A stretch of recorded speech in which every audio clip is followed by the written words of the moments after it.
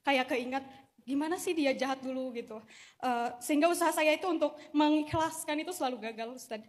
Dan bagaimana, Ustadz, hukumnya kalau misalnya saya pernah mendoakan orang itu ke hal-hal yang negatif, Ustadz. Kayak dulu saya masih merasa sakit hati banget. Saya selalu berdoa pas sholat tahajud atau setelah sholat wajib. Doa saya itu kayak, ya Allah, tolong persulit jalan dia, ya Allah.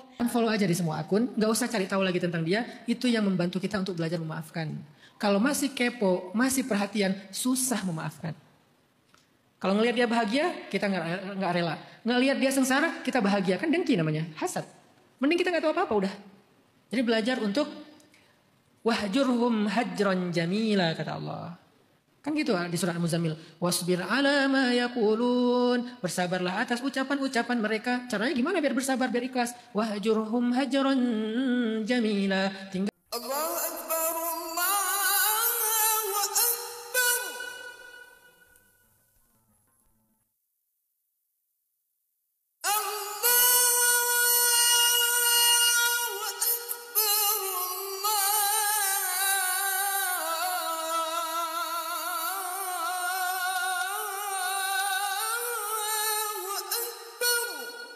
Assalamualaikum warahmatullahi ta'ala wabarakatuh. Waalaikumsalam warahmatullahi wabarakatuh. Dengan siapa? Saya Listia, asal dari Bogor. Listia. Ya, betul. Baik, sebelumnya, sebelum ke pertanyaan, saya mengingatkan bahwa saya sebagai manusia tidak luput dari kesalahan ataupun dari dosa sekecil apapun itu ya. Bahkan dalam ketidaksengajaan sekalipun kita bisa melakukan yang namanya dosa. Dan sebaik-baiknya manusia tidak ada yang sempurna, karena kesempurnaan hanya milik Allah Subhanahu Wa Taala. Baik, saya izin bertanya Ustadz, mungkin akan sedikit panjang ya.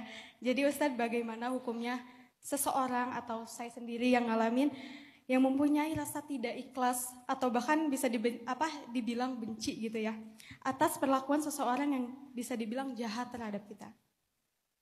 Ya walaupun kejadian ini tuh sudah lama Ustadz, terus saya juga udah berusaha buat ikhlas dan menerimanya. Saya juga selalu mencoba buat udah gitu pengen dilupain aja gitu ya. Bahkan untuk usaha saya tuh lebih memilih lost interaction gitu atau lost kontak aja gitu, pengen untuk meminimalisir rasa sakit hati saya, meminimalisir rasa overthinking saya gitu Ustadz. Tapi seiring waktu, sesekali saya keingat kayak namanya manusia gitu ya, punya perasaan yang mutagoyar, gampang berubah gitu. Kadang saya tiba-tiba aja kepikiran gitu, keinget lagi walaupun kita udah menyibukkan diri gitu kan, tapi kadang suka ada aja sesi untuk overthinkingnya itu. Kayak keingat gimana sih dia jahat dulu gitu. Sehingga usaha saya itu untuk mengikhlaskan itu selalu gagal Ustadz. Dan bagaimana Ustadz hukumnya kalau misalnya saya pernah mendoakan orang itu ke hal-hal yang negatif Ustadz. Kayak dulu saya masih merasa sakit hati banget. Saya selalu berdoa pas sholat tahajud atau setelah sholat wajib. Doa saya itu kayak, ya Allah, tolong persulit jalan dia, ya Allah. Kayak, tolong berikan rasa sakit seperti dia menyakiti saya, ya Allah. Kayak, tapi semenjak saya berusaha untuk ikhlas dan menerimanya, saya berdoa, minta kepada Allah untuk mencabut doa-doa negatif saya, ya Allah. Terus, dan lebih memilih berdoa kepada Allah untuk lebih ikhlas, luas gitu ya. Lebih diberi kesabaran yang luas, dikasih ikhlas yang luas gitu ya. Tapi itu sangat sulit sekali Ustadz. Bahkan saya merasa berdampak terhadap emosional saya gitu.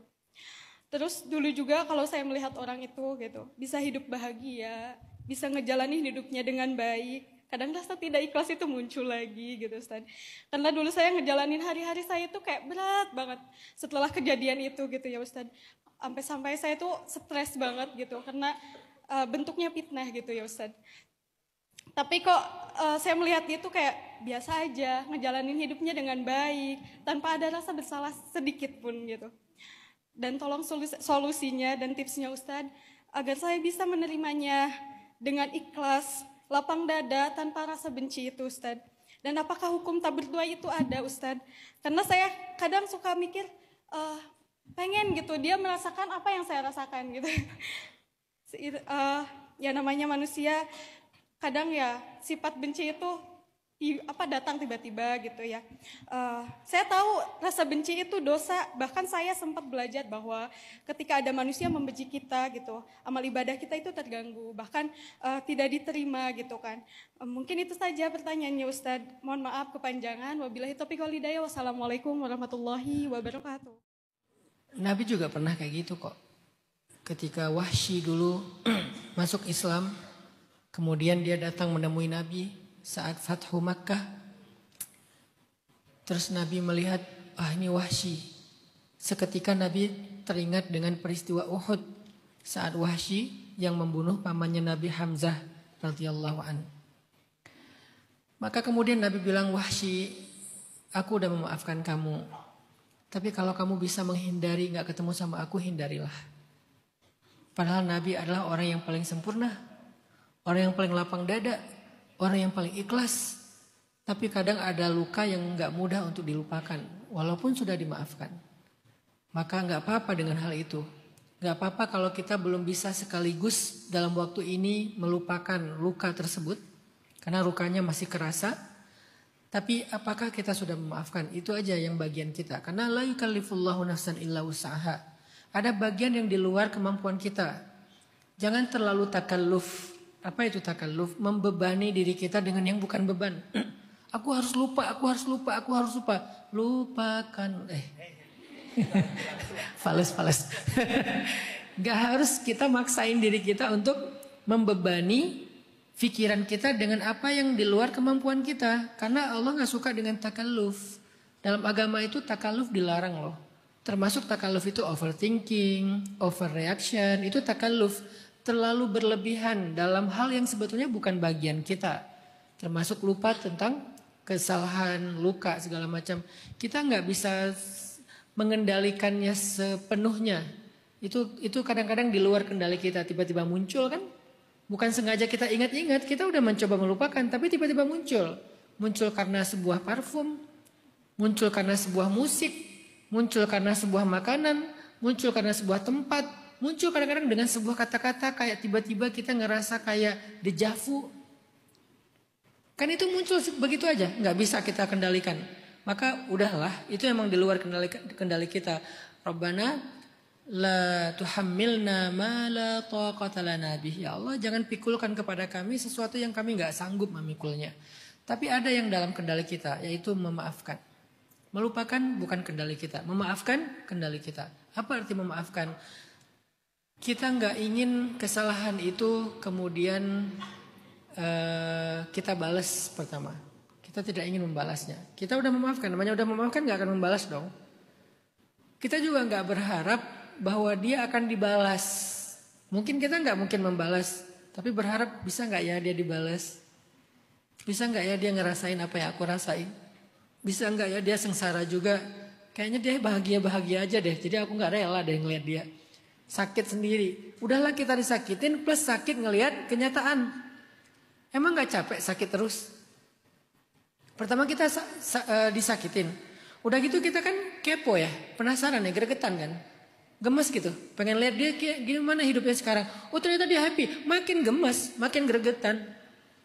Udahlah unfollow aja di semua akun. Jangan di unfollow di akun pertama tapi masih following akun kedua. Unfollow aja di semua akun, gak usah cari tahu lagi tentang dia.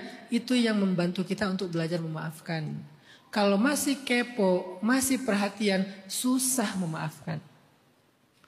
Kalau ngelihat dia bahagia, kita nggak rela. Ngelihat dia sengsara, kita bahagia. Kan dengki namanya, hasad. Mending kita nggak tahu apa-apa udah. Jadi belajar untuk wahjurhum hajron jamila kata Allah. Kan gitu di surat Al-Muzammil. Wasbir ala ma yaqulun. Bersabarlah atas ucapan-ucapan mereka. Caranya gimana biar bersabar, biar ikhlas? Wahjurhum hajran jamila. Tinggalkan mereka dengan cara baik-baik. Arti tinggalkan di sini. Terjemahan dari wahjurhum, unfollow mereka. Delete kontak mereka, gak usah balas DM mereka, gak usah balas chat mereka. Kan gitu kan terjemahan dari wahajurhum hajran jamila. Harus dengan cara baik-baik, bukan dengan cara yang nggak baik. Misalnya meninggalkan tapi dengan cara playing victim. Meninggalkan tapi dengan cara manipulatif. Meninggalkan tapi dengan cara nambah fitnah. Itu nggak jamilah. Tinggalkan saja dengan diam. Udah tinggalin. Itu akan membantu kita untuk belajar ikhlas dan lupa. Sehingga kita bisa fokus dengan kehidupan kita. Karena kalau nggak wahjurhum hajran jamila, kita nggak akan pernah bisa fokus. Kalau di dalam surat lapang dada, kita nggak akan bisa fansab kalau belum faragota, belum farag. Farag itu dalam bahasa Arab artinya kosong, belum rilis, belum selesai. Nggak akan bisa fansab, kita fokus dengan hal yang lebih baik untuk hidup kita. Jadi kalau mau fokus dengan masa depan kita, mengupgrade value kita, mulai membangun self esteem yang positif tentang diri kita perlu belajar faragh, perlu belajar la ubali kalau kata Nabi, perlu belajar tarkuhu ma la ya'nih, meninggalkan yang enggak bermanfaat bagi kita, perlu belajar ignoring, perlu belajar skip, perlu belajar mengabaikan, enggak peduli. Itu cara membantu kita untuk ikhlas, lupa, pelan-pelan. Jangan dikepoin lagi. Kenapa Mbak nggak bisa ikhlas? Karena masih ngepoin terus, masih cari info terus. Tapi dia dekat dengan saya Ustadz. Ya udah belajar, sibuk supaya nggak ke pikiran itu terus, nggak ngelihat dia terus. Distract-kan pikiran kita kepada kesibukan-kesibukan yang lebih bermanfaat. Fansop tadi. Sisanya wa ila rabbika farghab. Serahin aja sama Allah.